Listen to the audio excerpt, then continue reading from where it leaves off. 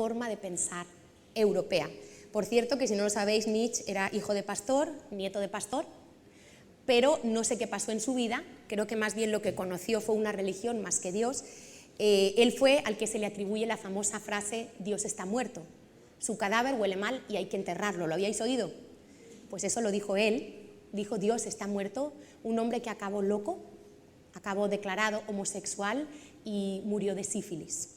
Un hombre que rechazó a Dios en su vida y estos 4 hombres han hecho mucho daño en todo el pensamiento filosófico, en la manera de pensar de Europa. Lo que pasa es que nosotros no lo discernimos porque ya hemos nacido en una cultura y en una generación que esto es lo normal. Entonces lo vemos normal, todo está impregnado, la educación, los libros de texto, la economía, los medios de comunicación. Hemos sacado a Dios incluso de la religión. Ahora la religión es el humanismo y el Dios es el hombre. Se ha sacado de las escuelas, hasta en Estados Unidos, ¿no? Que era un país que hasta en su propia constitución, en sus billetes, "In God we trust", ¿no? Pues bueno, ya lo de "In God we trust", eso no creo que tarden mucho en quitarlo. Y hemos sacado a Dios. ¿Por qué? Porque el hombre ya no necesita a Dios, porque nosotros creemos que podemos muchas cosas, la razón, nuestra capacidad. Y esta filosofía se fue extendiendo. También traemos de Grecia pues estas competiciones atléticas, los Juegos Olímpicos, ¿verdad? Ese culto al cuerpo que, bueno, ya visteis ayer, ¿cuántos millones de personas estarían viendo ayer la final de la Champions? ¿Cuántos millones de personas? Muchos, ¿sí o no? Todo este colocar en un lugar tan alto, todo esto pues viene de ahí. La inmoralidad sexual, por ejemplo, esto es solo a modo de curiosidad, los griegos pues desestimaban la relación matrimonial y decían y valoraban la relación homosexual entre 2 hombres porque decían que era más satisfactoria intelectualmente. ¿Os suena? O sea, ya en aquel entonces se idealizaba el cuerpo del hombre más que el de la mujer. Luego pues los dioses griegos revelaban todos los vicios morales de la humanidad. Y todo esto ha ido impactando la cultura occidental en la que hoy nos encontramos. ¿Quién recuerda la visión que tuvo el profeta Daniel de aquel hombre que era cabeza de oro, pecho y brazos de plata? ¿Os acordáis? Vientre y muslos, ¿os acordáis? Bueno, pues justo la parte del vientre y los muslos corresponde al imperio de Grecia. Y qué casualidad que está en la parte de los órganos reproductores. Y qué casualidad que fue la cultura de Grecia la que más se ha reproducido, la que más se ha extendido. Entonces, yo quiero hoy, ya pasando un poco a lo práctico, ¿dónde comenzó este pensamiento? ¿Dónde comenzó el hombre a pensar que no necesitaba a Dios, que quizá podía ser como Dios? Porque hoy se dice mucho que somos como dioses, ¿lo habéis oído o no? Que somos pequeños dioses, que en cada uno de nosotros hay un Dios. Pues esta mentira comenzó en el huerto del Edén. Y si me acompañáis a Génesis 3:5, aquí es donde vemos que cuando Satanás a través de la serpiente le habla a Eva, le dice, cuando Eva le dice que si comen de ese árbol morirán, la serpiente le dice no moriréis, el versículo 5, sino que sabe Dios, yo no sé si aquí me podéis dar algo de luz, sino que sabe Dios que el día que comáis de él serán abiertos vuestros ojos y seréis como Dios, sabiendo el bien y el mal. Y esta mentira, disfrazada con un envoltorio o con otro, se ha esparcido desde ese lugar. Es una semilla que el diablo puso en el corazón del hombre. No necesitas a Dios, tú eres tu propio Dios, ¿vale? Y este pensamiento humanista yo creo que se ha infiltrado en nuestro estilo de vida y aún en la iglesia. Yo quiero ver algunos ejemplos de personas en la Biblia que fueron en algún momento tocados por este espíritu y que cometieron errores. Uno de esos hombres fue Pedro. Si me acompañáis a Mateo 16, Pedro era un hombre impresionante, era un hombre atrevido, era un hombre apasionado por el Señor y él tuvo una revelación muy grande que seguro que todos recordáis. Cuando él estaba con sus discípulos y él preguntó que, bueno, los hombres dicen que yo soy esto, y Jesús le dijo a sus discípulos, Mateo 16, ¿quién pensáis que soy yo, no? Y en ese momento Pedro tiene una revelación impresionante y le dice al Señor, yo creo que tú eres el Hijo, el Cristo, el Hijo del Dios viviente. Impresionante. Y el Señor Jesús le dice, le aplaude a Pedro delante de todos los discípulos. Yo me imagino Pedro subiendo su ego en ese momento, ¿no? Dice, bienaventurado eres, Pedro, porque no te lo reveló ni carne ni sangre, sino mi Padre que está en el cielo, ¿sí? Y ese capítulo queda ahí. Pero al poquito tiempo nos encontramos una situación muy diferente. Y nos encontramos a partir del versículo 21, Mateo 16, 21, dice, desde entonces comenzó Jesús a declarar a sus discípulos que le era necesario ir a Jerusalén y padecer mucho de los ancianos, de los principales sacerdotes y de los escribas, y ser muerto y resucitar al tercer día. Entonces Pedro, fijaros aquí la actitud de Pedro. Pedro, que ya se creía que era la mano derecha del Señor, que hacía el Señor sin Pedro. Si es que vamos, Pedro era el alma de la fiesta. Y entonces tomándole aparte, comenzó a reconvenirle diciendo, Señor, a mi Señor se le han ido las luces, ten compasión de ti, en ninguna manera esto te acontezca. ¿Qué le ha pasado al Señor? ¿Cómo que tiene que ir a sufrir? No, Señor, no, tú te estás equivocando, pero aquí estoy yo para ayudarte. Cuando mi líder, mi pastor se despista, aquí estoy yo para ayudarle, ¿verdad? Entonces dice que él, volviéndose, dijo a Pedro, quítate de delante de mí, Satanás. Me eres tropiezo porque no pones la mira en las cosas de Dios, sino en las cosas de los hombres. ¿Qué le pasó a Pedro? Pedro se olvidó por un momento que Jesús había venido a la tierra con un solo propósito. ¿Y era cuál? Hacer la voluntad de su Padre. Y eso implica, si nosotros queremos hacer la voluntad de Dios, implica que va a haber momentos donde vamos a tener que renunciar a cosas. Vamos a tener que sufrir. Sí, yo no os quiero predicar un evangelio que no es el verdadero. Yo os quiero predicar el evangelio completo.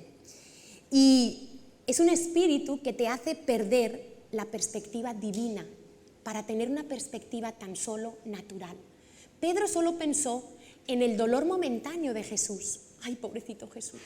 No, mi Señor, ¿cómo le va a pasar eso? No, él no tiene que ir a sufrir.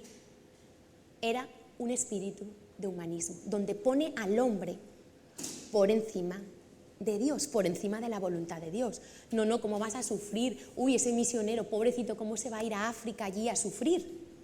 Donde solo vemos lo temporal, lo terrenal, lo que nos gusta, lo que no nos gusta. Nos lleva a tener miedo al sufrimiento. A veces le tenemos miedo al sufrimiento, ¿a que sí? No queremos sufrir, y eso es normal que no queramos sufrir. Busca salvaguardar mi yo por encima de la voluntad de Dios, busca la aprobación humana por encima de otras cosas, porque yo creo que Pedro estaba haciendo eso pensando que Jesús otra vez le iba a felicitar y le iba a decir, ay Pedro, ¿qué haría yo sin ti? Menos mal que te tengo a ti, de líder de cabecera, porque ya me estaba yo despistando. Y Jesús no le dijo eso. Pedro estaba buscando otra aprobación de Jesús que ya había tenido, ¿verdad? Y es un gran enemigo de la fe, este espíritu, y nos impide entregarlo todo. Nos lleva a vivir vidas de comodidad, a ponerle condiciones a Dios, a ponerle límites a Dios. Y muchas veces eso se manifiesta cuando a veces decimos, ay, pero ¿para qué orar tanto, no? Pero, o cuando a veces nos dicen, pero ¿cuánto tiempo le dedicas tú a la iglesia, no? ¿Os ha pasado o solo me ha pasado a mí?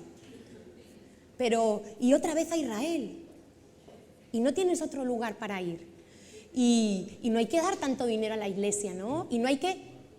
Ese tipo de espíritu viene de la mentalidad humanista, ¿vale? Hombre, tampoco tanto, ¿no? Sí, pero bueno, yo voy los domingos y ya eso es el cristianismo, ¿no? Es como un espíritu que nos va como tirando hacia atrás. No quiere que crezcamos, no quiere que nos comprometamos con Dios, no quiere que conozcamos verdaderamente al Dios de la Biblia. Y otro ejemplo es Judas, que le pasó esto mismo, ¿vale? Vamos a ir a Juan 12, hay varios, todos los evangelios nos narran este episodio de la Biblia, que a mí me encanta este pasaje. Y vemos cómo justo Jesús le queda muy poquito para ser crucificado y lo invitan a Betania, a casa de un fariseo que se llamaba Simón, que creo que era leproso. Y entonces ahí vemos un episodio impactante.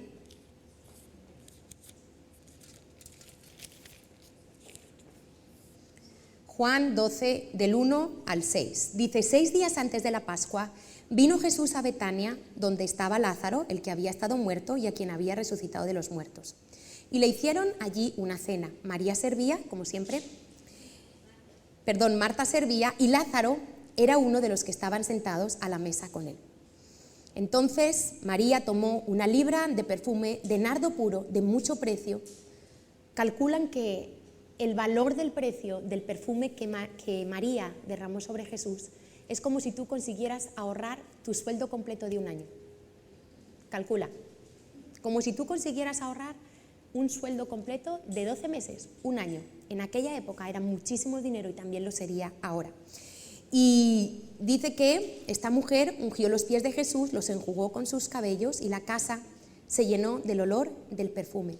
Y dijo uno de sus discípulos, Judas Iscariote, hijo de Simón, que le había de entregar, ¿por qué no fue este perfume vendido por 300 denarios y dado a los pobres? Qué bonito suena, ¿a que sí?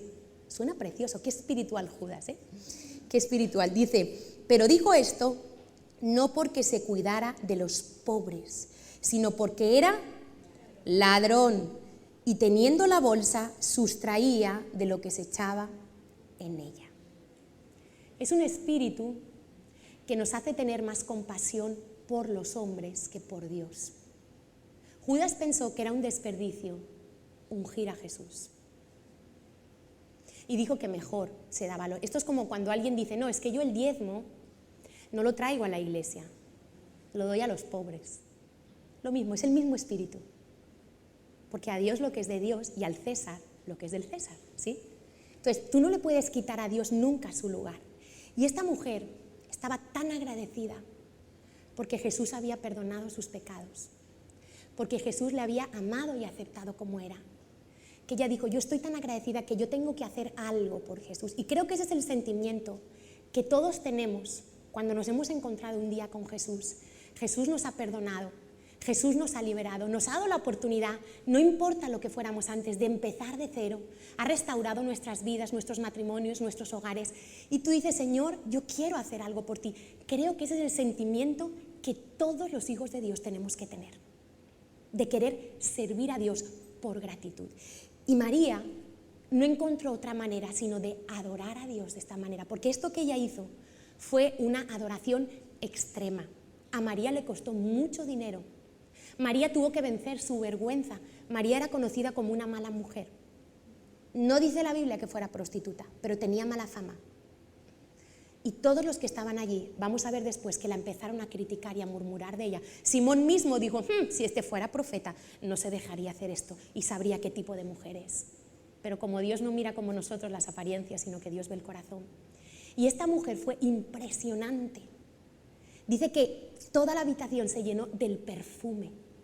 Y yo me imagino que eso subió en adoración a Dios, porque así es la adoración. Cuando Dios le agrada la adoración, dice que sube como un olor, que Dios respira y dice, aquí están mis hijos. Hoy en la adoración yo me imaginaba a Dios, ¿no? Aquí están mis hijos adorándome, dándome el primer lugar a mí, contándome, expresándome cuánto me aman. Esa es la adoración. Y María hizo un acto de fe. Vamos a ver luego que Jesús dijo que era un acto de fe lo que ella hizo. Y este es un espíritu que impide, porque mira, no se trata de dar por necesidad. Hay gente que solo da cuando ve una necesidad en alguien y entonces el corazón se le conmueve, porque es muy humanitario. Ay, es que fulanita veo que tiene problemas para llegar a fin de mes, le voy a ayudar con 50 euros todos los meses. Ese no es el Evangelio. El Evangelio, ¿sabes lo que dice? El Evangelio dice, mira, a este le voy a dar una caña de pescar, le voy a enseñar a trabajar, le voy a enseñar los principios de Dios. Porque si yo tengo que estar toda la vida dándole un pez, ¿cambiamos la sociedad? Pero ¿qué tal que al que tiene mentalidad de pobreza, al que es un vago, al que en su casa no le han enseñado a trabajar, yo voy y le enseño los principios de Dios y le enseño a trabajar y le doy una caña para que empiece a trabajar? Eso es el Evangelio. ¿Cuál es la motivación del corazón? Porque la mayoría de las veces la gente hace buenas obras no para honrar a Dios. Las hace para callar su conciencia, como han salido muchos escándalos últimamente, de gente supermillonaria que dona millones y millones a fundaciones, y luego se ha descubierto que era un pederasta, que era un abusador de niños. No quiero dar nombres, pero eso es verídico, está pasando. Y mucha gente hace buenas obras para agradarse al mismo, para callar su conciencia, para que otros le vean. Pero vamos a ver que lo que Dios dice que es una buena obra es muy diferente a lo que el mundo dice que es una buena obra. Y nosotros tenemos que mirar la motivación del corazón, porque Dios no nos llamó a ser humanistas, nos llamó a ser personas espirituales, a ser personas que donde estemos nuestro entorno pueda ser cambiado. Porque si tú le das 50 euros a una persona que no le llega para llegar a fin de mes, tú no la ayudas. ¿Sabes por qué? Porque su manera de pensar tiene que ser cambiada, y si sigue pensando con pobreza, si se sigue aprovechando de los demás y tú le alimentas el ser un parásito de la sociedad, tú no estás llevando el Evangelio. Y a mí no se me olvida, y siempre lo cuento, cuando Mari del Río, que es la cocinera que ahora tenemos en Los Rediles, en Madrid, ella era muy pobre, pero la mujer más pobre que yo he conocido, de verdad, y vivía en unas chabolas al lado de una carretera, ¿vale? Y ella era muy pobre y a ella le compartieron el Evangelio y la llevaron a casa de Emma. Y dice que Emma tuvo una lucha tremenda porque esta mujer pobre le hablaron de que Dios la podía ayudar, entonces ella, y Emma, claro, pues le habló y tal, y ella le dijo, ¿y cómo puedo hacer yo para salir de mi pobreza? Y claro, y el Señor le dijo a Emma, háblale del diezmo, y Emma decía, pero ¿cómo le voy a hablar del diezmo si soy yo la que le tengo que dar a ella? Y Emma no fue humanista, sino que fue obediente, y le dijo, mira Mari, Dios dice que el primer 10% es de Él, empieza a darle a Dios el 10% de todo lo que tienes. Y ella, que la pobrecita no sabía ni contar, le traía a Emma el dinero de su sueldo, que trabajaba limpiando algunas casas, y Emma le contaba el diezmo, y Mari del Río empezó a diezmar. Qué casualidad que al poco tiempo, no me acuerdo si 2 años, no me acuerdo cuánto, resulta que muere un familiar, y qué casualidad que una herencia, que esos terrenos los tienen que tal, le dan un dinero. Total, que recibe una herencia, se compra una casa. Vosotros conocéis hoy a Mari del Río, ¿no? Pero hubo alguien que por encima de buscar su aprobación, que fue Emma, porque es que a veces es duro ser espiritual, decir ciertas cosas, pero ¿tú viste cómo Jesús le respondió a Pedro? ¿Cuántos de vosotros soportaríais que vuestro líder os dijera, apártate de mí, Satanás? ¡Ay, qué líder tan duro! Yo lo oigo eso a veces. ¡Ay, es que mi líder no me entiende! Ese espíritu de humanismo, ¿no? Que, ay, es que no me entiende mi líder, es que yo lo que necesito es una palmadita en la espalda. Claro que sí, a veces necesitamos una palmadita en la espalda, pero a veces necesitamos un tirón de orejas.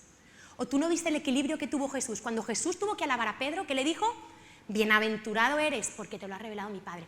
Pero cuando Jesús tuvo que confrontar el pecado de Pedro, Jesús no fue de rositas, como queremos a veces que nos traten en la iglesia. Ay, sí, mira, mi amor, es que mira, yo quería decirte que es que... No. Jesús le dijo, apártate de mí, Satanás. Y a veces no nos gusta, ¿es verdad o no? Ay, es que mira cómo me lo dijo mi líder. Es que mira lo que me dijo. Es que no me entiende. Pero ¿tú qué quieres? A ver, ¿saberlo o no saberlo? ¿Conocer la verdad o estar engañado toda la vida y que te demos siempre una palmadita en la espalda? Aquí estamos para ser transformados, para cambiar nuestra mentalidad, porque en eso consiste la vida con Cristo.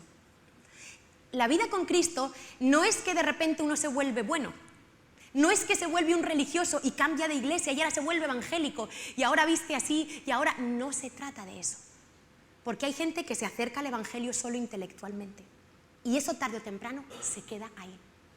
Es un milagro nacer de nuevo, es algo que solo Dios puede hacer. Ninguno puede venir a mí si el Padre no le trajere, dijo Jesús. Pero cuando tú naces de nuevo tienes que tomar una decisión y de eso se trata la conversión, de que tú decidas cambiar tu manera de pensar. Yo soy de las que pienso que antes que la sanidad la gente necesita tomar una decisión en cambiar su forma de pensar. Porque, ¿os acordáis cuando Jesús sanó al paralítico? Aquel que sus amigos tenían mucha fe y lo bajaron por un hueco. Había mucha gente y Jesús estaba predicando. Y ni cortos ni perezosos, ¡tras!, le meten la camilla y al paralítico por un hueco que había. Y se plantan delante de Jesús. Yo me imagino a los discípulos, ¡ay, pero qué se ha creído! Pero mira lo que falta de respeto, y el maestro predicando. Yo me imagino ahí a los discípulos rasgándose las vestiduras. Pero a Jesús le gustó la fe. porque la fe es así, la fe es intrépida, la fe hace locuras. Y entonces me sorprende que Jesús, ¿qué fue lo primero que hizo? Le sanó el corazón. Porque quizá la sanidad más grande que ese hombre necesitaba no era ser levantado de su lecho, era que su corazón fuera sanado, quizá de la amargura, del resentimiento, de la envidia, de la soledad, no lo sé. Pero una sola palabra dice la Biblia que basta para que Jesús nos sane. Y Jesús le dijo, tus pecados te son perdonados. Como empezaron a murmurar, porque como eso no se ve, a que lo que se hace en el corazón no se ve. Nadie lo vio. Y dijeron, este fantoche, ¿cómo que puede perdonar pecados? Porque eso era lo que a los fariseos le indignaba, que Jesús decía que era Dios y que podía perdonar pecados. Y ellos eso no lo podían entender. Y entonces, ¿qué fue lo segundo que hizo Jesús? Hizo lo visible, ¿no? Levántate, toma tu lecho y anda, y lo sanó.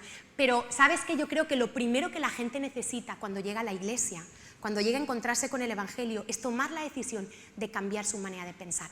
Porque mira, muchas enfermedades son producto de nuestros pensamientos, de la amargura. Entonces, si yo, imagínate que alguien viene y pide oración, ¿vale? Y el Señor la sana. Muy bien. La sana de un dolor de huesos, de artrosis, de artritis. Si esa persona sale y sigue pensando con amargura y al siguiente que le ofende sigue pensando, la enfermedad puede volver a brotar. Entonces, la sanidad se mantiene en nuestras vidas cuando decidimos cambiar nuestra manera de pensar. Lo que nos hace libres es conocer la verdad de Dios. Y eso implica muchas veces confrontación con la manera como nos han educado, con la cultura de nuestro país, con cómo hemos vivido hasta ahora. Y tenemos que estar dispuestos. Si tú has recibido a Cristo y no hay cambio en tu vida, siento decirte que quizá no tienes a Cristo. Si tú sigues viviendo igual que vivías antes de conocer a Cristo, creo que no tienes a Cristo. Creo que te has acercado intelectualmente al Evangelio, pero no ha sido en el corazón. La transformación cuando Jesús llega a la vida de una persona es notable. Cuando yo me convertí, mis padres no sabían qué hacer conmigo. Intentaron llevarme a un psicólogo. Me llevaron mi madre a hablar con un cura. Yo acabé evangelizándole al cura, claro, porque no sabía hacer otra cosa. Yo estaba tan impactada, tan emocionada de haber conocido a un Dios como papá que me amaba, que me perdonaba, que me había dado una nueva vida, que mi cambio fue tan grande que mis padres me decían, pero es que Natalia, has perdido el interés por leer. Yo leía mucho, yo hacía muchas cosas intelectualmente, culturalmente, me gustaba el teatro, me gustaba la danza, hacía muchas cosas y de repente, ya sabes que eso es un proceso que nos descompensamos un poco en el primer amor y luego ya retomamos el equilibrio, ¿verdad? Pero yo era tal pasión la que tenía por Dios que era como que solo era Dios en mi vida y le hablaba a Dios, le hablaba de Dios a todo el mundo, a la que limpiaba en casa mi madre, a la vecina, a la portera, y claro, mi madre se rasgaba las vestiduras, ¿no?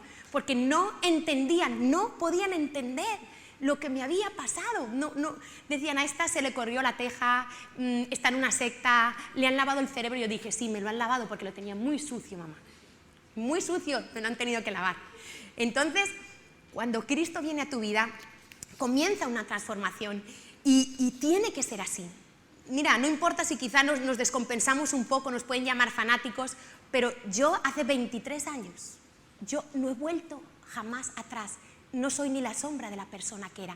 Pero eso no es mi esfuerzo, eso no tiene mérito en mi vida, tiene mérito lo que Cristo vino. Yo le di el permiso a Cristo que viniera a morar en mí y empecé a obedecer a su palabra. Y eso fue lo que produjo la transformación. Yo estuve dispuesta a cambiar mi manera de pensar, lo que mi papá y mi mamá me habían enseñado, quizá como bueno. Y cuando yo me iba a la palabra de Dios y veía que eso no, yo decía, Señor, yo voy a cambiar esto. Y empecé a ver que esto funciona. La palabra de Dios es una cosa impresionante. Tú puedes ver que esto funciona. O sea, no hay excusa. El que quiere buscar a Dios y quiere conocer a Dios, si decide hacerlo a través de la palabra de Dios, lo va a encontrar y lo va a comprobar. Como anécdota os cuento, Carlos os contó el testimonio de lo de los domingos de Carlitos, ¿no? Que nosotros entendimos pues que el domingo nosotros teníamos que guardarlo desde la mañana hasta la noche y Carlitos estaba empezando a tener muchos partidos los domingos y decidimos ser radicales y decir, Señor, no vamos, Carlitos no va a jugar los domingos. Y eso pues implicó hablar con el club, muchas cosas, ¿no? Pero qué casualidad que desde que hicimos esto, Carlitos ha tenido una muy mala temporada. El pobrecito, nosotros pensando que Dios le estaba formando el carácter, ¿no? Ni un gol, esto fatal. Y de repente, qué casualidad, que empezamos a poner a Dios en el primer lugar, a honrar a Dios, y Carlitos empezó a meter goles, a meter goles, a meter goles, a meter goles. Ayer metió 4. El otro día 2 y 1 de la victoria. El otro día, ¿tú crees que es casualidad? Es que cuando tú le das a Dios el primer lugar, todo se ordena. Y Dios es un Dios tan bueno, si es que Dios nos quiere bendecir. Dios no nos quiere fastidiar con su palabra. Dios quiere que disfrutemos una vida abundante que Él ha venido a darnos. Pero eso sí, hay que respetar el orden de Dios. Hay que respetar los mandamientos de Dios. Entonces, Romanos 12:2 nos dice que nosotros tenemos que renovar nuestra mente para poder conocer la voluntad de Dios. Dice, no os conforméis a este siglo. Y esto es tan importante porque estamos continuamente sometidos. Mira, no nos damos cuenta los medios de comunicación. ¿Qué nos dice la publicidad? Eres lo que tienes. ¿Y qué dijo Jesús? La vida del hombre no consiste en la abundancia de los bienes que posee. Y para anunciarte un coche te ponen al lado una tía buenísima, 60, 90, 60. Y ya tú te imaginas que comprándote ese coche tú te consigues una novia así. El seguro no sé qué, y te ponen a la mujer perfecta limpiando la casa, impecable, hasta con tacones. Entonces, tú te empiezas a hacer un mundo y ves las películas de Hollywood y detrás de todo, ¿quién es el príncipe de este mundo? Satanás. Entonces, a veces, mira, no se trata de ser pecado o de no ser pecado. ¿Es pecado ver la tele? No, claro que no. ¿Es pecado escuchar música que no alabe a Dios? No, no es pecado. Pero ¿qué pasa? Si tú no contrarrestas esto comienza a bajar, comienza a bajar. Por ejemplo, yo he cuidado mucho lo que mis hijos ven en la tele. Y tú dices, bueno, pero si en esa serie no sale nada abiertamente. No, no sale nada, pero, por ejemplo, en la serie está Modern Family, ¿no? Creo que se llamaba.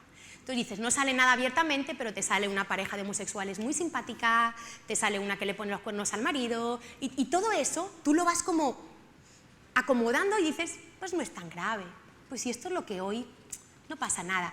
Y tú no te das cuenta y somos bombardeados continuamente, porque todo el sistema, la economía, los bancos, ¿qué nos dice los medios de comunicación, los políticos? Endéudate para que sigas consumiendo, para que sigas invirtiendo, para que la rueda de la economía nunca deje, pero eso es mentira. ¿Cómo están todos los países? ¿Cómo está Grecia? Es un desastre, estamos llegando al punto del colapso total. Porque esa no es la solución, esos no son los principios de Dios. Pero Satanás es tan astuto que lo disfraza y lo hace pintar bonito.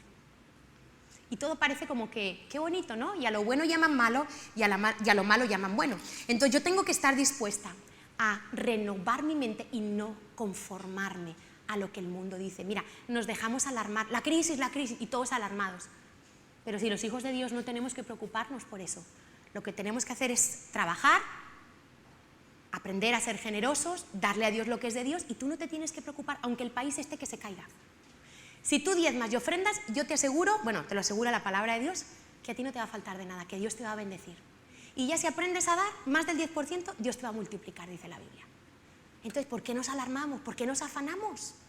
Ahora, claro, si tú eres vago y no te gusta trabajar y solo diezmas, tampoco funciona. Hay que coger todo de la palabra de Dios. Y vemos cómo en este punto es un espíritu, yo lo veo en este capítulo cuando Jesús, si alguien quiere, voy a dar las referencias porque lo que hemos leído en Juan aparece en otros evangelios y cada uno nos da un énfasis y un punto de vista. Está también en Mateo 6:6, en Marcos 14:3 y en Lucas 7:36. Aparece también esta escena donde María unge con ese perfume, ¿vale? Y fíjate que yo veo aquí que este es un espíritu, el que Judas manifestó, que también se contaminaron el resto de los discípulos, que los discípulos también dijeron, no, sí, qué desperdicio, uy, esto no vale la pena darle esto, o a veces alguien te puede decir, ay, ¿y todo eso le das al Señor? Bueno, no dicen al Señor, dicen a la iglesia, es un concepto equivocado, porque tú le das a Dios a través de la iglesia local, pero le das a Dios. Y hay gente que te puede dañar el corazón, y hay gente que se le ha dañado el corazón porque otro hermanito se le acerca y le dice, ay, ¿y todo eso das a la iglesia? Uy, no. Esto fue lo que hizo Judas, ¿sí o no? ¡qué desperdicio dárselo a Jesús! Hombre, mejor se lo damos a los pobres, ¿no? Cuidado, porque es un espíritu muy sutil y en un momento determinado a ti te puede contaminar. Y fíjate que es un espíritu que se opone a la honra a Dios, porque ¿cómo dice la Biblia que honremos a Dios? Una de las maneras, honra a Dios con tus... no dice con tu lengua, ¿no? Dice con tus... con lo material, con lo que se puede tocar, ¿vale? Y es un espíritu que se opone a la generosidad. Esta mujer era una mujer generosa, y se opone a la adoración y se opone a la fe. Y para ello vamos a Lucas 7:50. Y vas a tener que aguantar murmuraciones, como María las tuvo que aguantar probablemente. Lucas 7.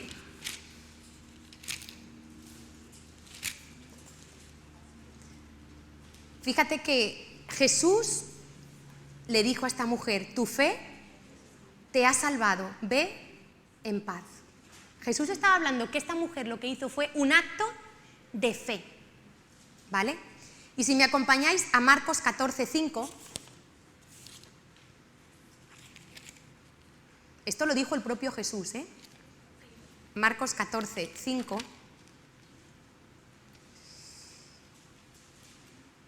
Mira cómo murmuraban contra esta mujer, porque podía haberse vendido por más de 300 denarios y haberse dado a los pobres, y murmuraban contra ella.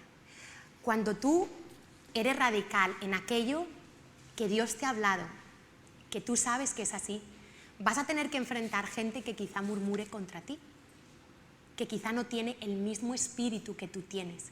Y eso nos forma un carácter y nos ayuda a definirnos dónde queremos estar. Porque siempre hay, aun dentro de la iglesia, no estoy hablando de los de fuera, si es que el más daño lo hacemos dentro de la iglesia. A mí que un incrédulo me diga algo de eso, a mí no me afecta, pero que me lo diga un cristiano sí nos afecta, ¿a que sí? ¿Os ha pasado que a veces el comentario de otro cristiano os ha como dañado la fe?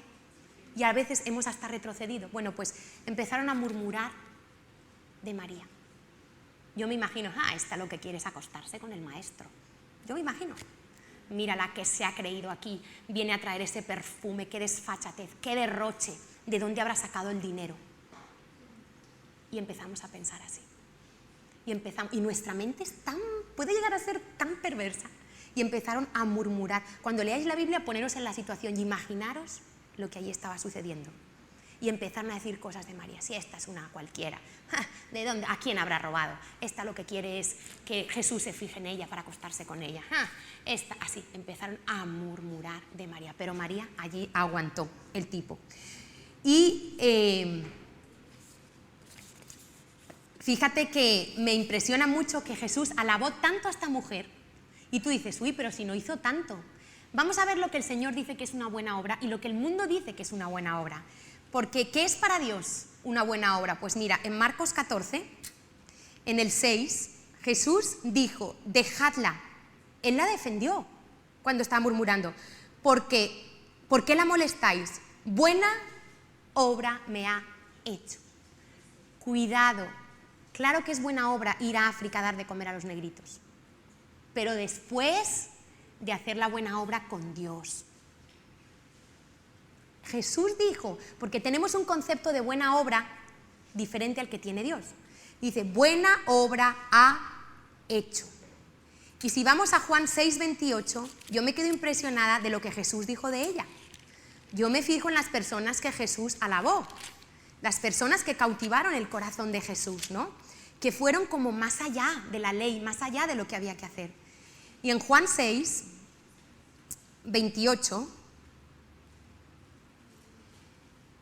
le preguntaron, bueno, este es otro versículo, pero dice, ¿qué debemos hacer para poner en práctica las obras de Dios? Y Jesús respondió y les dijo, esta es la obra de Dios, que creáis en el que he enviado. Aquí comienza a hacerse la buena obra de Dios. ¿Cuándo? Cuando tú empiezas a creer. ¿Pero qué implica creer? ¿Saberse como un papagayo a la Biblia? ¿Qué es creer en Jesús? ¿Qué es confiar en Jesús? ¿Qué es? A ver, ¿qué es creer en Jesús en realidad? No es decir yo creo en Jesús. Es vivir, o sea, yo te creo y todo lo que tú digas yo te creo. Es como si mi hijo va a saltar y yo le digo, ven, que yo te cojo. Y él, ven, que yo te cojo. Si él me cree, Él va a obedecer y va a saltar, ¿sí o no? Si Él no me cree, Él se va a quedar ahí. Entonces, a veces decimos que creemos en Jesús, pero cuando llega la hora de la verdad, nos quedamos como ahí. No aplicamos el 100% de lo que hemos conocido de Dios. Entonces, esto es una buena obra para el Señor. Y me he debido de pasar un versículo, pero Jesús dijo de esta mujer,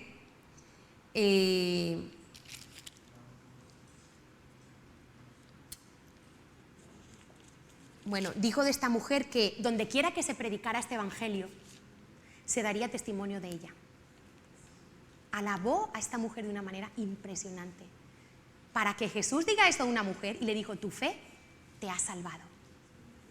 Entonces, eso es lo que Dios dice que es una buena obra. Y a veces nosotros creemos que una buena obra es otra cosa. Pero darle a Jesús lo que es de Jesús, honrar a Jesús como hay que honrarlo, dice la Biblia que es una buena obra. Otro hombre que fue infectado por este espíritu fue Saúl. ¿Quién recuerda la historia de Saúl? El primer rey de Israel. Y llega un momento que Dios le da una orden muy exacta a Saúl, en 1 Samuel 15. Y aquí los humanistas se pueden rasgar las vestiduras con una orden que el propio Dios le dio al profeta. En el versículo 3, 15:3, le dice el Señor, a través de un profeta, dice, ve pues y hiere a Amalek. Amalek era un pueblo, un rey y un pueblo, y destruye todo lo que tiene, no te apiades de él, mata a hombres, mujeres, niños, aun los de pecho, vacas, ovejas, camellos y asnos. Y tú puedes decir, pero ¿cómo un Dios de amor, le manda a un rey que mate niños, que mate ovejitas, que mate todo? Porque la perspectiva que nosotros tenemos, cómo Dios permite que mueran niños, cómo Dios permite, y empezamos como a echarle la culpa a Dios, ¿no?, de esas cosas. Entonces, mira, Dios es un Dios que Él es radical para lo malo, Dios lo quiere. Tú te imaginas que tú fueras al médico y te dicen, tengo un tumor aquí. Y entonces el médico dice, ay, es que ese tumorcito es tan bonito, no sé si lo vamos a extirpar, vamos a esperar, es que me da pena extirpar el tumor. Pero ¿qué es mejor? ¿Que a ti te quiten un trozo de pecho y te saquen y te arranquen de raíz ese tumor? ¿O como nos da penita el tumor, lo dejemos ahí y que se esparza por todo el cuerpo? ¿Primera opción o segunda? Segunda. Su hijo se parte el brazo y le duele muchísimo. Y entonces tu hijo, vas al médico y el médico dice, señora, se lo tenemos que colocar, esto le va a doler. Y tu hijo te ruega, mamá, por favor, me duele mucho el brazo, que no me lo coloquen, que no. ¿Tú qué vas a hacer? ¿Ceder para que evitarle a tu hijito un momentito de dolor y que quede lisiado toda la vida? ¿O sacrificar eso para que tu hijo el día de mañana pueda usar correctamente el brazo? Bueno, pues Dios había tenido mucha paciencia con el pueblo de Amalek. Y el pueblo de Amalek, Dios le dio oportunidades para arrepentirse. No quiso arrepentirse, fue muy cruel y fue contra Israel. Y Dios anteriormente había dicho, yo raeré a la descendencia de Amalek. Se lo dijo a Josué. Y llegó el momento. Y Dios necesitaba extirpar ese cáncer para que eso no se contaminara todavía más. ¿Y qué hizo Saúl? Ay, perdonó al rey. Y es que esas ovejitas tan bonitas, esas vaquitas, que nos van a dar esa leche tan buena, ¿cómo voy yo a matar a eso? Entonces dijo, bueno, pues voy a perdonar a las ovejitas, voy a perdonar a las vaquitas, pero bueno, he hecho casi todo lo que Dios me ha dicho, ¿sí o no? ¿Y qué dijo Dios? No me sirves, Saúl, desechado eres para mí. No sirves, porque no has hecho exactamente lo que yo te dije. Aquí no se trata de razonar. Aquí no se trata de cuestionar. ¿Tú te imaginas a Abraham cuestionando cuando Dios le dijo, sacrifícame a tu hijo? Abraham no se dio ese lujo. Abraham no se permitió razonar. Abraham era más grande la confianza y la experiencia que tenía Abraham con Dios que su razonamiento humano. Y Abraham simplemente confió en ese Dios maravilloso y Abraham pensó, si aún se muere, lo resucitará de los muertos. Dios tendrá otra solución. Esa es la persona que confía en Dios, no que empieza a razonar. ¿Y cómo llego a final de mes? Pero es que si diezmo, entonces si le doy a Dios lo primero. Y entonces, pero es que si perdono a este que es un sinvergüenza. Empezamos a razonar y a cuestionar lo que Dios nos dice que hagamos. Y entonces es un conflicto terrible. Y muchas veces Dios tiene que derribar primero para empezar a edificar lo correcto. Por eso en 2 Corintios 10:4 dice que tenemos que derribar todo argumento y toda altivez que se levanta contra el conocimiento de Dios. ¿Para qué? Para entonces llevar cautivo todo pensamiento a la obediencia de Cristo. Sin esa renovación de la mente es imposible vivir una vida conforme al Evangelio de Cristo. Imposible. Si tú no estás dispuesto a que Dios derribe, a que hoy le digas, Señor, derriba, quita todo lo que esté impregnado de humanismo, de razonamiento humano, todo lo que no te vale, Señor, arráncalo de mí. Tienes que estar dispuesto. Duele, y mucho, pero luego ves el fruto. Luego vemos que, fíjate lo que le pasó a Saúl. En el versículo 24 dice una cosa que tanto líderes como padres nos tenemos que cuidar. Dice que entonces Saúl dijo a Samuel, yo he pecado, pues he quebrantado el mandamiento de Yahweh y sus palabras. Dice, porque temí al pueblo y consentí a la voz de ellos. Perdona pues ahora mi pecado. Mira, si a ti te da tanta pena porque eres tan humanista, tanta penita a los discípulos, los hijos, tú no los vas a poder ayudar a formarlo en carácter. Saúl no tuvo los pantalones de decirle al pueblo, esto es lo que Dios ha dicho y así no te guste y el que se quiera ir, que se vaya. Esto es lo que vamos a hacer. Eso es lo que Saúl como rey tenía que haber dicho. Algunos padres, para no perder la aprobación de sus hijos, ceden a todo lo que quieren sus hijos. Algunos líderes no enfrentan a sus discípulos, no los confrontan con su pecado porque no quieren perder la aprobación. Ay, porque ¿cómo le voy a decir yo esto al discípulo? Entonces, si te da tanta pena, pero no pena como dicen los colombianos de vergüenza. Los colombianos dicen, ay, qué pena, se refiere a qué vergüenza. Yo me refiero al sentido español. Te da pena, ¿no? Ay, qué lástima, pobrecito. No, es que yo lo entiendo, el discípulo. Claro, pobrecita, si es que no. Si tú no quieres pagar el precio, porque mira lo que hizo el Señor con Pedro. El Señor no se dejó manipular por la revelación que había tenido Pedro. El Señor no dijo, ay, ¿cómo le voy a decir esto a Pedro? Si acaba de tener esta revelación, y si lo pierdo de discípulo, y si Pedro se pone mal, y si Pedro me abandona. El Señor no dijo eso. El Señor tenía un amor perfecto para Pedro.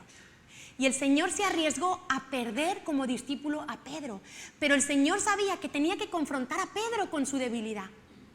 Y nosotros necesitamos en la iglesia hombres y mujeres que trabajen en un espíritu de amor, pero en un espíritu de firmeza. Que cuando tengan que decir las cosas, las digan. Porque eso es lo que nos hace crecer y nos hace formarnos un carácter. Y yo siempre lo digo, una de las cosas que yo más le agradezco a mi pastora es que a ella nunca se ha quedado muda para regañarme, ni nunca le ha temblado la mano. Cuando me ha tenido que decir las cosas, me las ha dicho. Y eso me ha ayudado tanto porque nosotros muchas veces no, la mayoría de las veces no vemos nuestras debilidades, no vemos nuestros puntos débiles, somos como ciegos, vemos los de los demás pero no los nuestros. Y necesitamos a alguien que en un espíritu de amor, pero quiero que sepas que cuando Jesús le dijo a Pedro, apártate de mí, Satanás, lo estaba amando. Aunque los humanistas digan que no. ¿Cómo trató el Señor a Pedro? Pobrecito Pedro, hay que hacerle una sanidad de recuerdos. No. Cuando mi líder me dijo aquello, pues sí, fórmate un carácter. No seas blando con tus hijos. Ay, sí, es que el niño quiere la consola, ha suspendido todo, pero es que me da pena porque quiere la consola y sus amiguitos tienen la consola y le compra la consola. Cuando lleguen a la adolescencia, van a ser quiero, derechos. No. Cuando los niños son pequeños es que hay que poner los límites. Si tú quieres bien a tus hijos, el amor completo, las madres se ríen, sí, reíros. Cuando el amor es completo, el amor completo tiene 3 vertientes. Amor de ternura, es el amor de aquí, venga, hoy ¿qué quieres que te haga de cena? Claro que sí, es el amor de ternura que tiene que tener un papá y una mamá. Pero después del amor de ternura está el amor de disciplinas. ¿Qué es el amor de disciplinas? Tú tienes que formarle a tus hijos un carácter como con unas disciplinas. Hijo, hay que madrugar, hay que ducharse, hay que ordenar la habitación. Es que no quiero tocar el piano. No importa, hijo, yo tampoco quería cocinar y he tenido que cocinar. Yo te voy a enseñar a que tú aprendas cuando no te apetece hacer algo, a hacerlo. ¿O qué vas a hacer? ¿Un adulto que vas a llamar al jefe y le vas a decir que estás enfermo y porque no te has levantado de la cama porque eres un perezoso? Entonces tú, papá, mamá, tú, líder, como discípulos, como hijos, tienes que formar un carácter en amor, pero con firmeza. ¿Por qué? Porque eso fue lo que yo veo que el Señor, al pan y al vino, ¿o no? El Señor amaba de una manera tan perfecta a la gente que le decía las cosas. Mira, yo si el hijo del vecino sale de casa manchado y con un moco colgando, a mí me da igual. Pero si mi hijo sale de casa así, aunque no le guste, ha habido veces que a punto de salir de casa yo les he hecho cambiar de ropa. Mis hijos son testigos que lo saben. Así no sales de casa, así. ¿Por qué? Porque si ellos no se han dado cuenta, estoy yo como mamá para supervisarlo. ¿Cómo que no te vas a duchar? Ahora mismo te metes en la ducha. Porque si te importan tus hijos, te tienes que meter, atarte los pantalones y ser padre o ser madre involucra toda la vida. Pero si el hijo del vecino sale manchado, a mí qué más me da, es el hijo del vecino, pero mi hijo no. Entonces, Dios con sus hijos se mete. Dios cuando ve algo en ti que no está bien, te va a disciplinar, porque Dios al hijo que ama, ¿qué?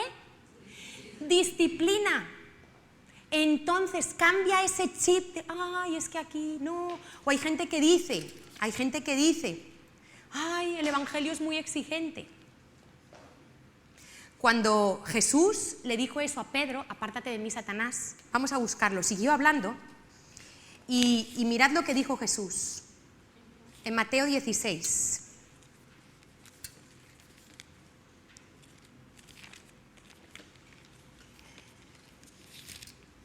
Porque este es el evangelio. Entonces Jesús dijo a sus discípulos, si alguno quiere venir en pos de mí, niéguese a sí mismo, tome su cruz y sígame. Pues todo el que quiera salvar su vida, la perderá. Y todo el que pierda su vida por causa de mí, la hallará. Pero ¿qué aprovechará el hombre si ganare todo el mundo y perdiere su alma? ¿O qué recompensa dará el hombre por su alma? Entonces Dios a veces sacrifica algunas cosas. Porque Dios no quiere que tu alma se pierda. Dios no quiere que tu vida se pierda. Hicieron una película basada en hechos reales que se llamaba 48 horas o no sé. Y era un hombre que cae entre unas montañas, estaba solo, se quedó sin batería y el brazo se le quedó atrapado. ¿Quién ha visto esa película? ¿Se llamaba 48 horas o yo me la invento? O 72, no sé. Bueno, yo la he visto, ¿vale? Entonces, Nat está basada en hechos reales y él, pues, empieza... Marcos, ¿cómo se llama la película esa del que se queda con el brazo atrapado 48 horas? Bueno, ya, imagínate, 124 horas, ¿vale? Entonces son las horas que él pasó en ese infierno, ¿vale? Solo completamente. No le había dicho a nadie dónde iba. Cometió el error de no confiado él, no le dijo a nadie. Él termina como podía, lo ves súper habilidoso, se empezó a grabar hasta que se le acabó la batería, el líquido que le quedaba hasta que tuvo que comenzar a beber su orina. Y cuando ya él tenía que tomar una decisión, él sabía que si no tomaba una decisión radical, él iba a morir. Y él tuvo que tomar la decisión de cortarse el brazo para salvar su vida. ¿Entendéis el versículo que es mejor entrar sin un brazo, sin un ojo al reino de los cielos que no entrar? Él tenía que tomar una decisión. Él dijo, si yo no me quiero cortar el brazo, yo muero aquí, deshidratado. Y como pudo, pero horrible, cómo empieza a cortar los músculos, pero no, tardó horas en cortarse el brazo. Horas, con lo que podía, porque no tenía un cuchillo afilado. Y traca, la película es impactante, traca hasta que consigue cortarse el brazo, salir de ahí, encuentra a unos ya desmayados y salvó su vida. Y él cuenta esta experiencia impresionante. Pues es como algo de una situación extrema, pero la salvación se trata de algo extremo.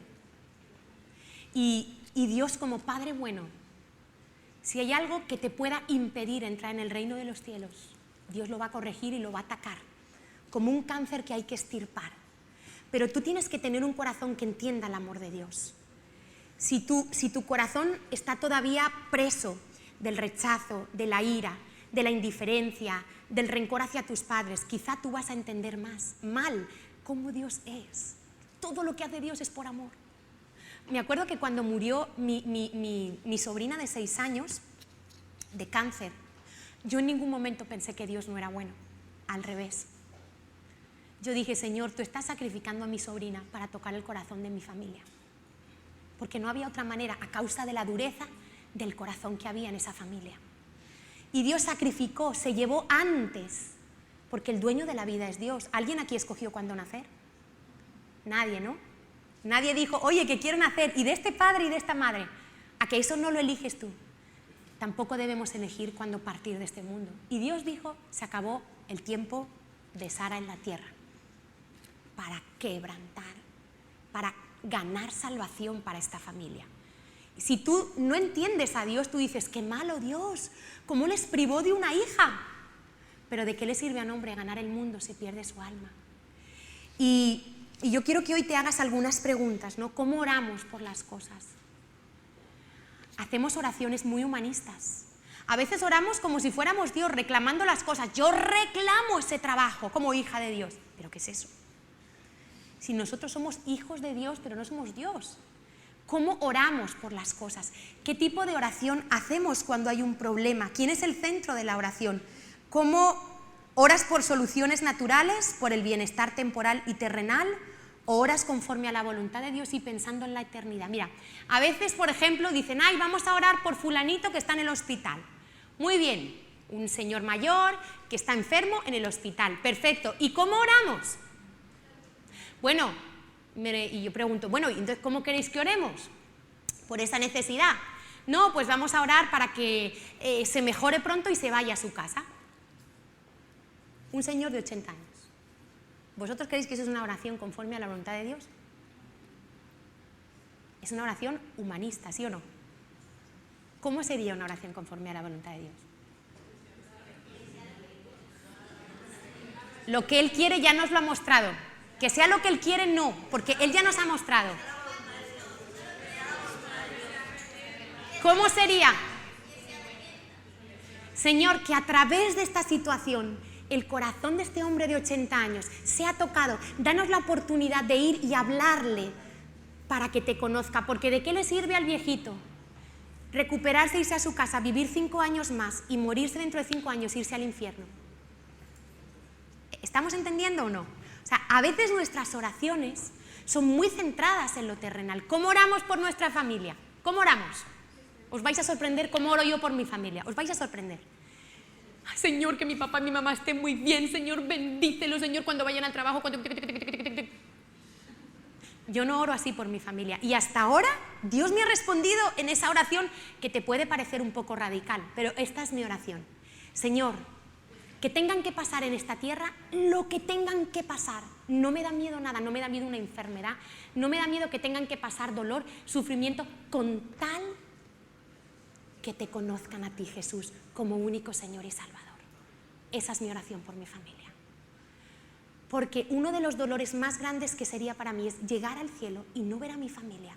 Y que mi papá y mi mamá hayan vivido toda la vida muy cómodos y muy bien y muy a gusto y queriéndose mucho, y que el día de su muerte se hayan muerto en sus pecados y delitos sin Cristo. Mis oraciones son así y Dios me ha respondido siempre. Y hasta el día de hoy sí puedo decir que todos los que han muerto en mi familia, todos, desde que yo conozco el Evangelio, han aceptado al Señor conmigo, algunos instantes antes de morir. Pero Dios ha sido fiel, porque para mí no hay nada más importante. Más allá de que estén bien en lo terrenal, si no tienen que pasar la enfermedad, mejor, entenderme.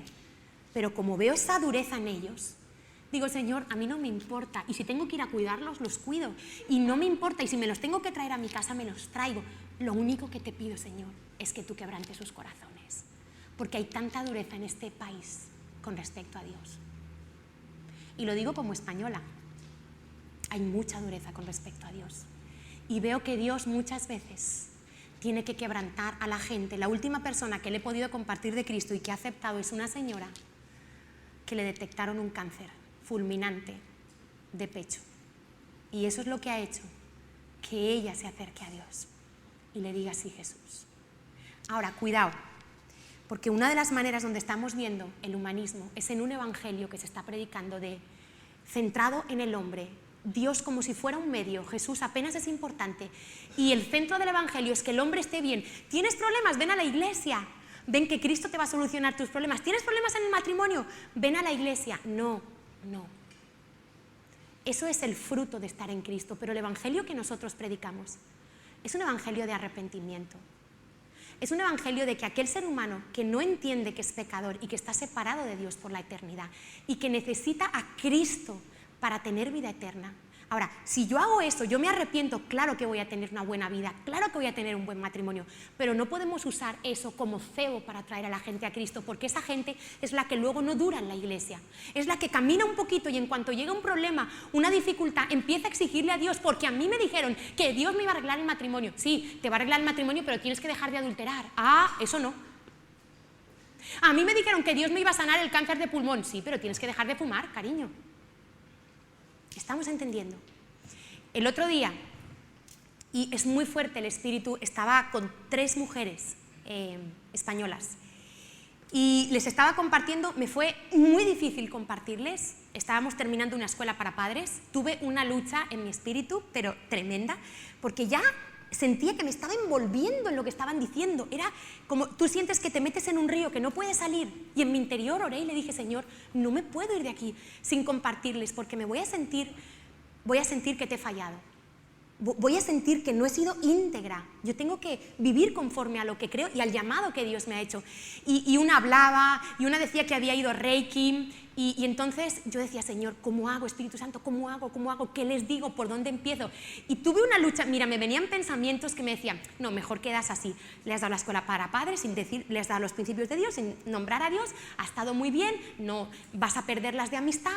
Tenía pensamientos, es un espíritu de humanismo, yo sentía, no, las voy a perder, se va a dañar la escuela para padres, era todo mentira, y tuve que empezar a orar en mi interior, Señor, ¿qué hago? ¿Qué digo? Ayúdame, Espíritu Santo, por favor. Fue desesperante. Y entonces una de ellas dijo, es que no puedo perdonar a mi padre.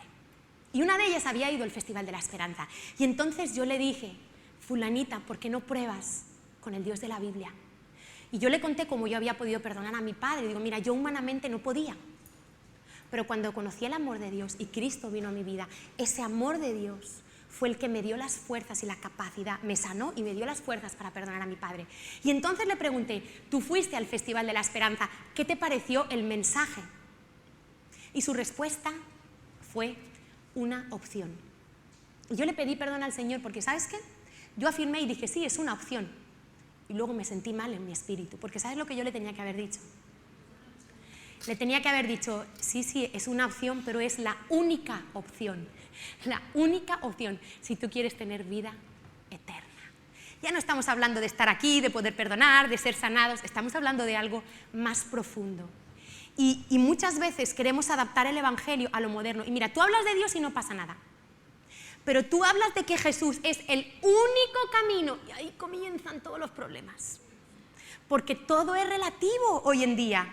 Porque hoy en día existen cantidad de religiones sin Dios, cantidad de prácticas espirituales sin Dios que te llevan a buscar la paz con el cosmos, con el universo, todo este tipo de filosofías orientales que se han infiltrado. Y Barcelona es puntera en todo esto. Aquí la nueva era es una potestad impresionante. Todo esto lo que está haciendo es preparar el terreno para la llegada del humanismo. Perdón, del anticristo. O sea, todo este humanismo, todo este ecumenismo, ya sabéis, el Papa Francisco, ¿no? Que lo hemos tenido en Bosnia. Lo habéis visto, ¿no? Celebrando una reunión con todas las religiones. Qué bonito, qué bonito, qué bonito, todos juntos, hermanitos, ¿verdad? El ecumenismo, todo esto está preparando el terreno para que se levante una figura humana aparentemente que va a ser el anticristo, que dice que tiene número de hombre, que dice que se opone a todo lo que es Dios y culto a Dios. Y nosotros ahí tenemos que hilar muy fino porque tenemos que atrever, y llega un momento, y yo entendía cuando estaba con estas mujeres, que llega un momento que por muy buen rollo que tú quieras tener con la gente, llega un punto donde tú te tienes que violentar, porque el Evangelio confronta y nos tiene que confrontar. Jesús confrontó a la mujer samaritana con su adulterio. Jesús confrontó al joven rico con que amaba el dinero más que a Dios. Y el joven rico pensaba que había cumplido todos los mandamientos y resulta que no estaba cumpliendo el más importante, amar a Dios por sobre todas las cosas. Y el Evangelio es un Evangelio que no puede poner solo el énfasis en que Dios es un Dios de amor incondicional, que tiene un plan maravilloso para tu vida. Eso es verdad, pero eso es verdad cuando tú le dices a la gente, hay una ley que si tú la miras vas a ver que eres pecador y que necesitas a Cristo, es el único que ha muerto por tus pecados. Y no nos atrevemos hoy en día, y hay muchos lugares donde se está predicando un evangelio de la prosperidad. Un evangelio de ven a Cristo, ¿quieres ser rico? Uy, sí, mira, ven, da a la iglesia, ofrenda, uy, ¿cuántos quieren dar 1000 euros? ¿Cuántos quieren dar? Y se ha manipulado la palabra de Dios. pero yo le doy tantas gracias a Dios por el pastor que tenemos, Enrique, porque Enrique es un hombre que vela por la verdad, que busca, es un hombre que nunca va a dejar, porque estamos plagados de falsas doctrinas. Gente que comenzó bien y que se ha dañado, pastores que se han dañado en el camino, porque esto es la antesala de la venida del anticristo y de la gran tribulación. Y estamos viendo iglesias que están predicando barbaridades. Estamos viendo cómo a Jesús le están quitando la deidad. Bueno, aquí el punto es que tú soluciones tus problemas. Y Cristo, pues bueno, está ahí, te va a ayudar. Cristo no era Dios, pero te puede ayudar, porque era un humanista y tenía una filosofía muy buena. Eso se está predicando, lo he oído yo desde los púlpitos.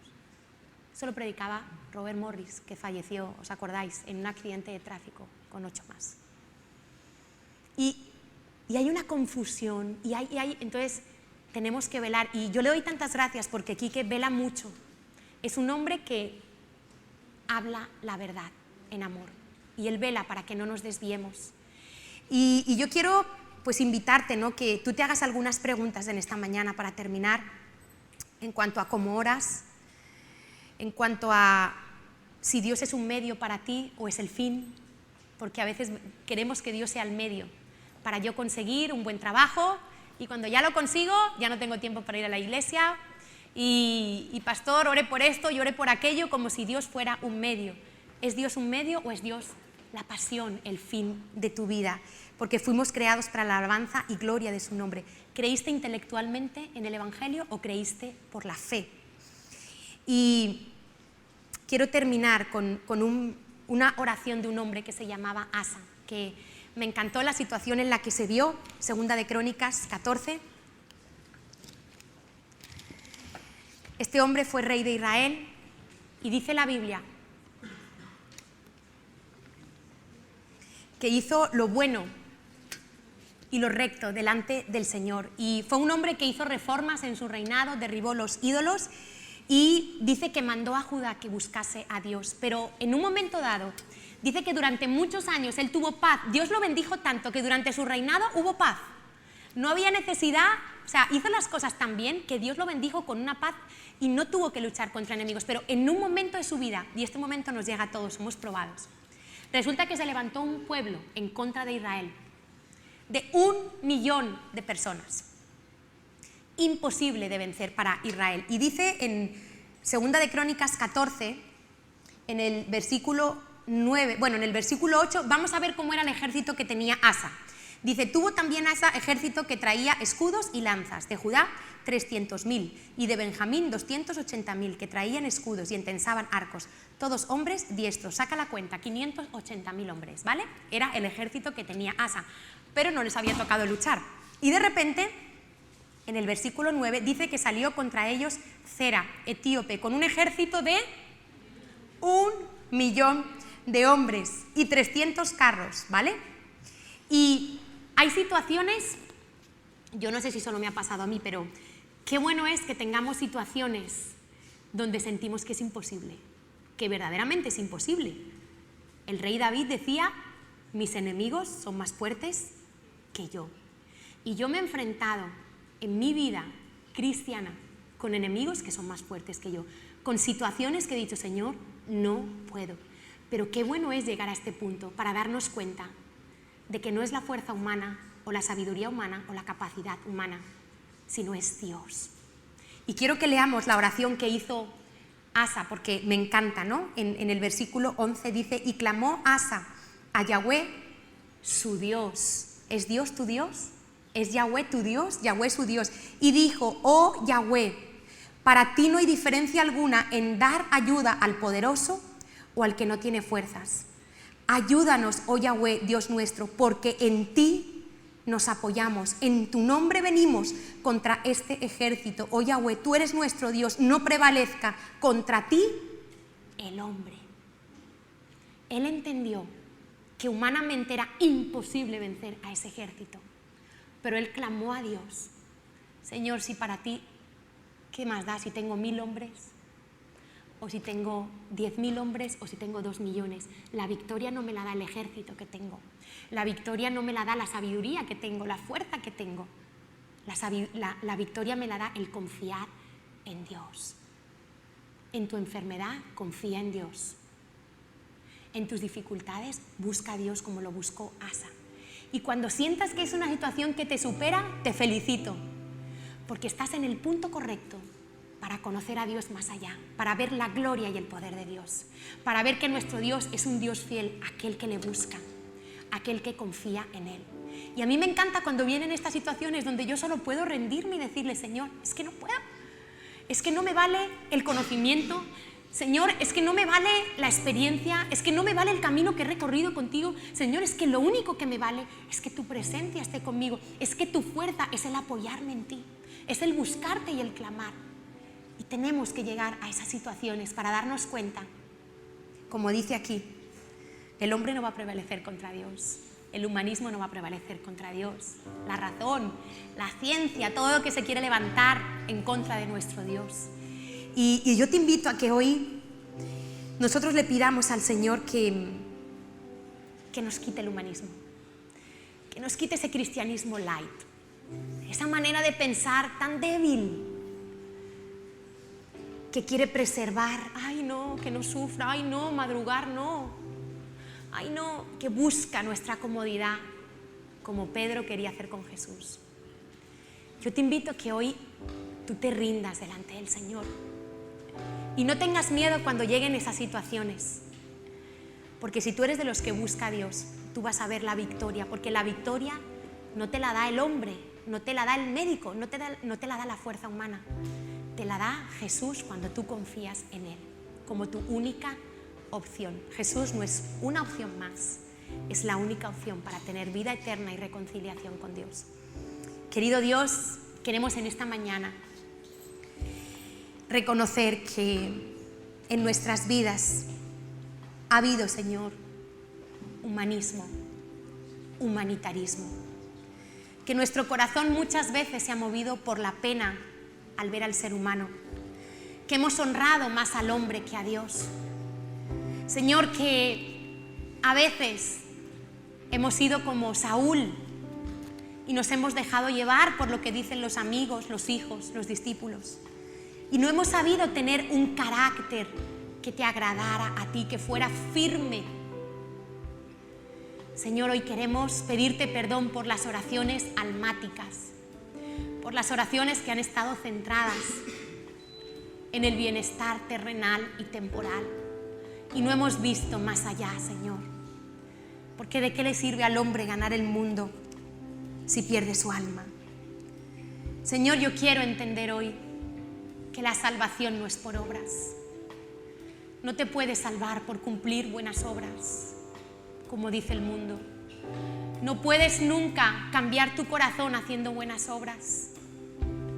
Hay un punto al cual todos tenemos que llegar y es el ser confrontados con nuestra naturaleza pecaminosa. Porque la ley de Dios es imposible de cumplir humanamente. Dice la Biblia, no hay ni uno bueno, ni uno justo. Y nos hemos creído tan buenos, Señor, tan justos, que por eso hemos apartado al Salvador, a Jesús. Porque somos tan buenos que no necesitamos un Salvador. Pero hoy yo quiero hablar a tu espíritu, no quiero hablar a tu intelecto. Y el Espíritu Santo quiere tocar tu corazón, pasando por encima de tu intelecto. No importa que no entiendas todo.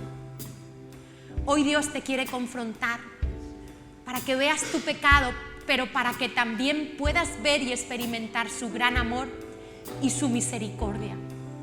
Porque de tal manera amó Dios al mundo que ha dado a su Hijo, para que todo aquel que en Él cree no se pierda, mas tenga vida eterna. No te puedes salvar por cumplir una religión o por hacer buenas obras, solo rindiéndote a Dios a través de Jesús. Solamente aceptando el Evangelio conoceréis la verdad y la verdad os hará libres. Señor, gracias, porque nacer de nuevo es un milagro que solo tú puedes hacer. Y no queremos olvidarnos que nos buscaste porque estábamos perdidos, Señor, y nos encontramos contigo. Y tienes un propósito en nuestras vidas que no queremos que se pierda. Señor, yo no quiero que se cumpla el plan B o el plan C en mi vida. Yo quiero que se cumpla el plan A. Por eso estoy dispuesta en este día, Señor, a que tú me confrontes, a que tú me disciplines. Dile al Señor a lo que tú estás dispuesto, Señor, a que pase lo que pase, con tal de que tu propósito no deje de cumplirse en mi vida. Señor, yo hoy renuncio al humanismo y renuncio hoy porque es una potestad, es un espíritu que nos ha engañado muchas veces para no dejarnos avanzar. Y hoy renunciamos en este lugar a todo espíritu de humanismo, de racionalismo, a todo espíritu que se levanta contra el espíritu de Cristo, a todo espíritu de anticristo que se levanta contra el espíritu verdadero de Cristo. Señor, y hoy te pedimos que nos limpies, que nos laves y que en esta iglesia, Señor, tú seas el centro, que tú no seas un medio para conseguir cosas nosotros, sino que todo lo que aquí hagamos, lo hagamos por ti y para ti, para honrarte a ti, Jesús, Rey de Reyes, Señor de Señores. Fuera de ti no hay bien para mí, Señor. Fuera de ti no tengo nada, Señor. Hoy queremos honrarte como el centro de nuestras vidas, Señor. No nosotros, Padre, sino tú. Nos diseñaste para que tú fueras el centro. Dentro de todo ser Jesús, el centro de todo ser Jesús. Desde el principio y hasta el fin, tú has sido y siempre serás Cristo. Cristo, el centro de esta iglesia sé Jesús. Sé el centro de esta iglesia, Señor, no nosotros. El centro de esta iglesia sé Jesús. No nuestra comodidad, no nuestro pensamiento adaptado al Desde mundo. el principio y hasta el fin, tú has sido Y siempre serás el centro del universo, Señor. Cristo, tú eres el centro. Nada importa más que tú. Si tú estás dispuesto a hacer los ajustes, dile, Señor, que tú seas el centro. Todo el universo gira en pos de ti, Jesús. De ti, Jesús. Tú eres, Señor, mi centro. Hasta el cielo, Cristo, sé el centro. mi vida eres tú. Si mi vida eres tú, de mi ser hasta el cielo, Cristo sé el centro. Mi vida eres tú. Si mi vida eres tú, dentro de todo ser Jesús.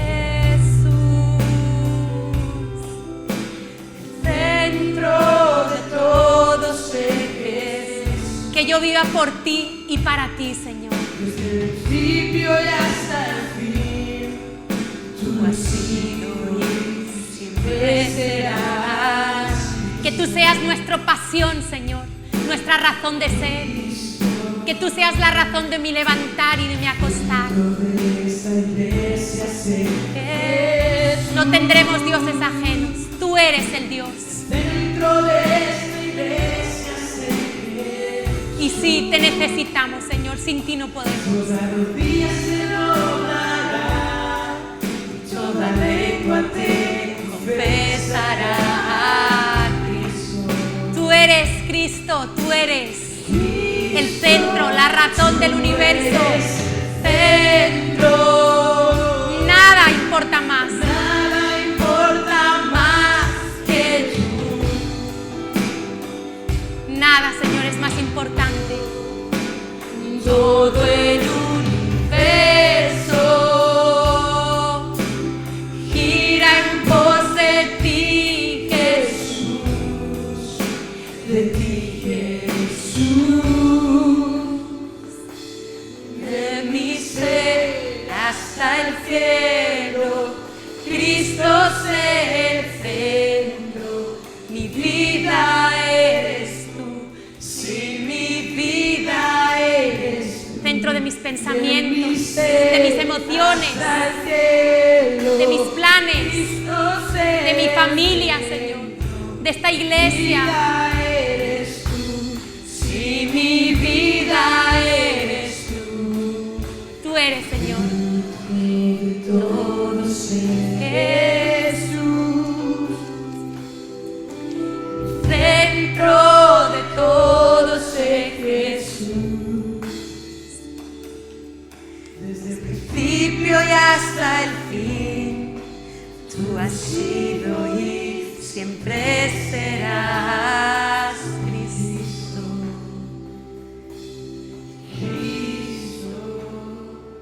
Cristo, tú eres. El más grande mandamiento de la palabra de Dios es amar a Dios por sobre todas las cosas y después, en segundo lugar, al prójimo como a ti mismo. Y el humanismo nos ha hecho creer que hay que amar primero al hombre. No, hay que amar y honrar primero a Dios. Y Señor, yo te pido, y es mi oración en esta mañana, que como iglesia tú nos enseñes, Señor, y nos ayudes a tener un estilo de vida y una estructura, Señor, entre nosotros que siempre te dé a ti el primer lugar. Señor, que no importa lo que hagamos, lo hagamos por ti y para ti, Señor, porque fuimos creados para la alabanza y gloria de tu nombre, Señor. Y nuestras vidas, verdaderamente, cuando escogemos este mandamiento, es cuando amamos correctamente a las personas, cuando de verdad las amamos con un amor que las sana y que las forma, Señor. Y sánanos, Señor, de toda mentalidad humanista y que podamos ser hombres y mujeres espirituales, Señor, y que podamos llevar el mensaje de Jesús, el verdadero y único mensaje de Jesús, allí donde vayamos, Señor, en nuestros trabajos, hogares, amigos. Gracias, Señor, por tu presencia y por tu palabra que ha sido viva y eficaz una vez más, Señor. Toda la gloria y toda la honra sea para ti, en el nombre de Jesús. Amén. Amén. Que el Señor os bendiga. Y ahora, después de alimentar el espíritu, alimentamos el cuerpo con el menú de hoy.